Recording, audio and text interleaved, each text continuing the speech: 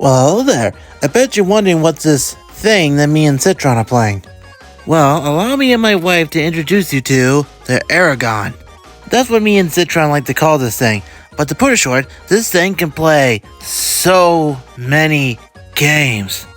It can play games from the Game Gear, Game Boy Advance, Game Boy Color. It even plays games from the Sega Genesis, Nintendo 64, and Nintendo Entertainment System. You can even play arcade games. Just keep in mind that some arcade games don't work, but most of the time they basically do. Yeah, it's only like, one or two arcade games that don't work on this thing? And please keep in mind that some of the N64 games are a little bit glitchy because of the emulation. Emulation can be a bit of a fickle.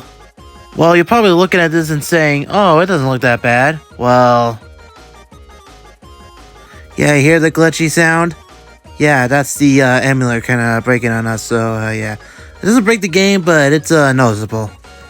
At least you can still play it, even though with the static. If you don't want to hear the static, I might recommend muting the TV. If you want to exit the game, then press these two small little buttons right here to exit the game. Now, there are some games that are so glitchy they can't be playable, like Cruising USA.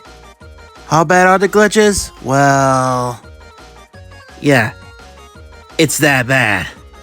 It can't be that bad, surely. I mean, I could start up a race perfectly fine and, see, I could play this perfectly fine without any... Oh, that frame rate.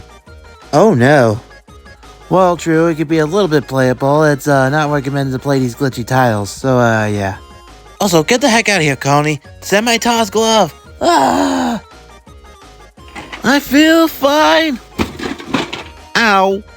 And yeah, some N64 games basically don't have a full screen, and they have this really small screen, so yeah. You can also activate a pause menu by just pressing X and this button. There's also a win-write feature, a save state system, where you can save your game and basically come back to it later, even if it's an NES game. Unfortunately though, you can't use this menu on the N64 games, for some reason. There's also cheat codes with this thing. You can actually do a lot of cool cheats with it. Like the ever-popular game, Mario Kart Super Circuit, with the always infinite and always powerful Thunder item. Actually, it's called the Lightning item and not the Thunder item. Don't interrupt me ever again. Sorry. Dagger Glove. Never leave home without it. Just enter the code by going to the cheat menu and activating the cheats by typing in those cheats right there. Make sure you have a good understanding of how to actually put Game Shark codes in there. Otherwise, you won't be able to get the cheat codes to work. And yes, you actually have to put in Game Shark codes. It can't be other cheat codes. And that is the argon for you. I can't feel my cheekbones.